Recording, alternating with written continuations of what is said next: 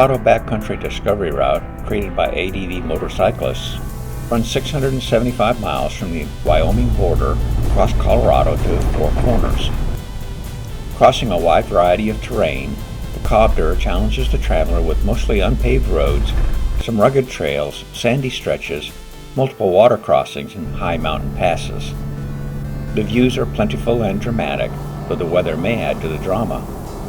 4 friends from Oregon, Washington, Oklahoma, and Colorado accepted the challenge of this incredible route in their overlanding rigs. Meeting just across the border in Baggs, Wyoming, we headed out intent on completing as much of the route as possible in 6 full days of travel. Okay, so Mark, Kit, Travis, Cat. All right, we're here in, what is this town? We're here in Baggs, Wyoming. We're about 20 or 25 miles from the beginning of the Colorado Backcountry Discovery Route. We're going to head down towards it. What I'm going to depend on you for, since you've got the overlays for public lands, ownership, that kind of stuff. Correct. Okay, so you can help guide us to places where it would be okay for us to camp because we're out on public lands and that kind of stuff. But I look forward to it. It's going to be a good trip. Anybody got any questions at all? I think so, sir. We'll be on Jim Res Radio using channel number 16. And I think we're good to go. Good morning, everyone, and welcome to day 1 of the Colorado Backcountry Discovery Route. This morning we are departing Baggs, Wyoming, where we had breakfast together. Hey, good morning, gentlemen. This is your tour guide, Kit. We'll be arriving at the start of the PDR. Actually, the end of the Colorado PDR, 19 minutes.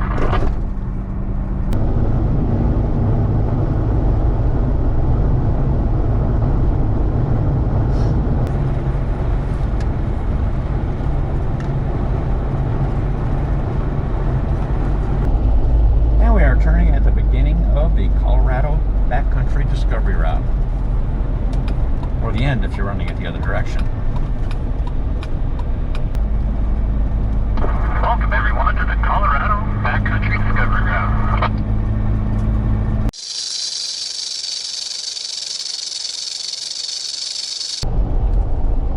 He's like, listen, all I want to do is tan out here, leave me alone. As I was saying, Sheep Mountain off to the left here, elevation 8291. And ironically enough, there was 4 sheep in the middle of the road when I came around the corner.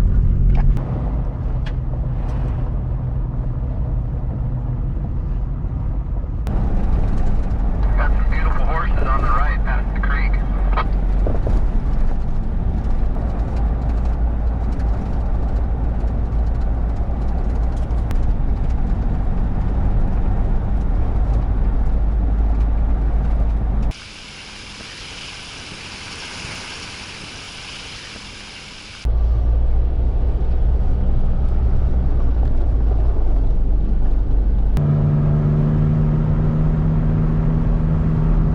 Beautiful country.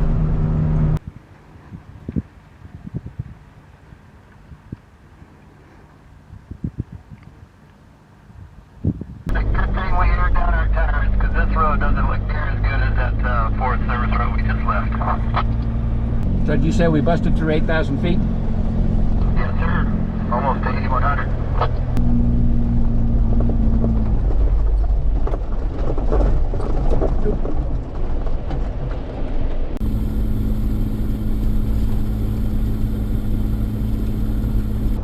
The CV antenna bracket broke, and the CV antenna was leaning sideways from the Wrangler and dragging along the ground, and all I heard was this banging noise coming from the back end. I was afraid maybe I lost the rear end gears or something. Fortunately, Tad drove up next to me and said, "Oh, your antenna's dragging on the ground," Okay, so got it fixed. I'll pull in, Mark, just so you can take some pictures of the store. It's a cute little thing. Oh, look at that old... How are you?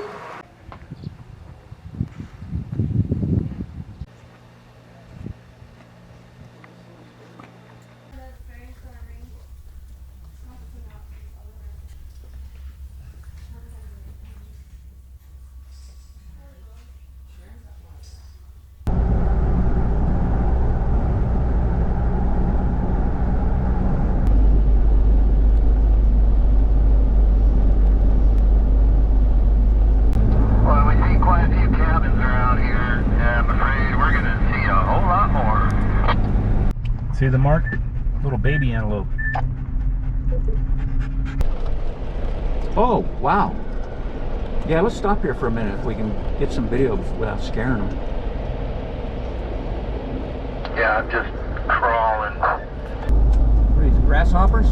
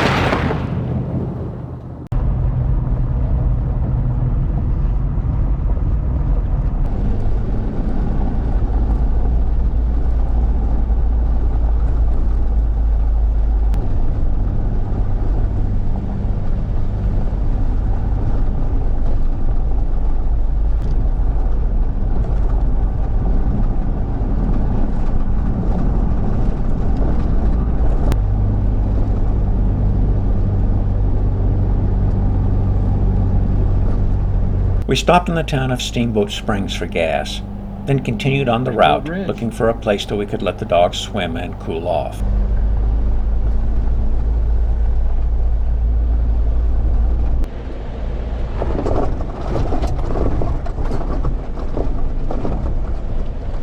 Alright, let's get the dogs wet. I got a little shoulder here for all four of us.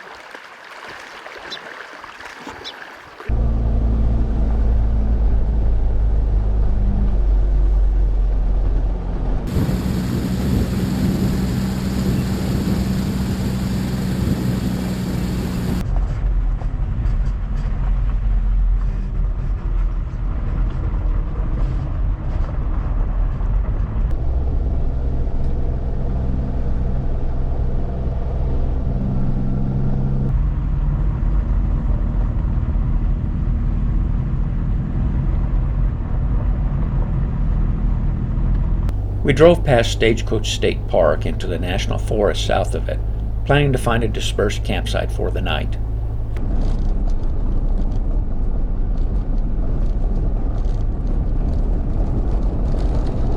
You never know till you go. Well, we drove all the way into a road closed sign. It's right there at the National Forest access. The Colorado State property part that we're driving through right now is pocketed with all kinds of private land and no camping signs. We tried without success to contact someone about camping at nearby Stagecoach State Park. However, Colorado only allows campsite reservations online, and none of us could find a data signal for their phone. We tried voice calls, however all the phone numbers we'd been provided were to automated systems. We were considering state wildlife areas, but Tad did not have the necessary permit. So we headed for Yampa and a general merchandise store that sold them. Tad had a lot of troubles with the website for picking up the special wildlife management area pass. And so he was never able to complete that because they kept wanting to charge him over $300 for a hunting license that he didn't need. So while in Yampa, we could see if we can pick one of them up, maybe get a little bit of advice.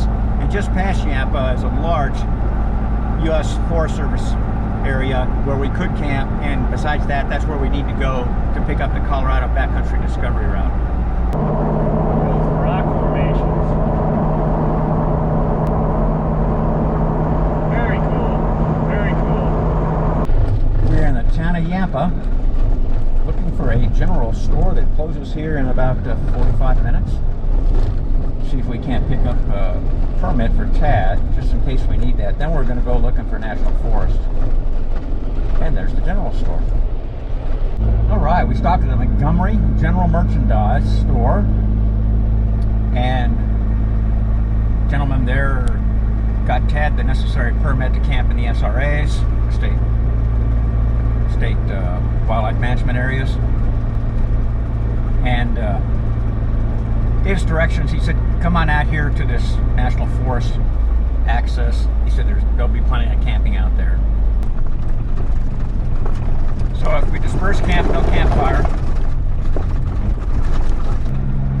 We got the propane grill still, or propane fire pit. We became confused as we studied the kiosk signage.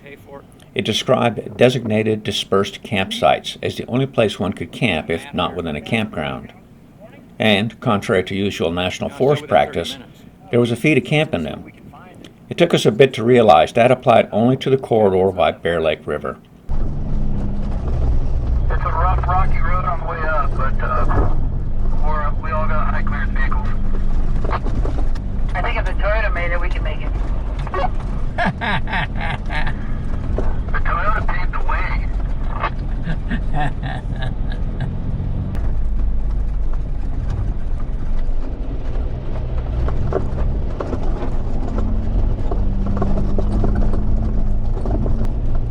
So designated dispersed camping, that's the first time I've ever heard of that.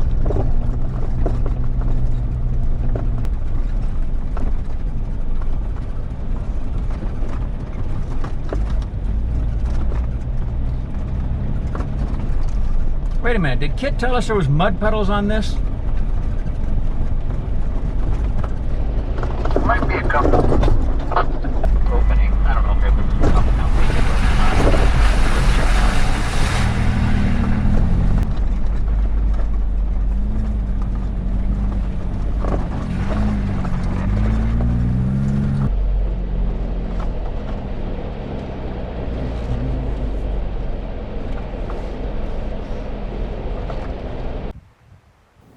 We set up our camp a short distance from Gardner Park Reservoir.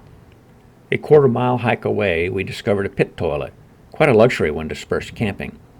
It was a beautiful location with a wonderful splash of wildflowers to decorate the landscape. It would prove to offer a peaceful night. Have some dishwater and some water from rinsing a can of tuna out. We're in bear country and need to be very careful out here. So I'm going to go ahead and dig a hole away from our camp and bury this stuff down and hopefully keep any bears from being interested in it.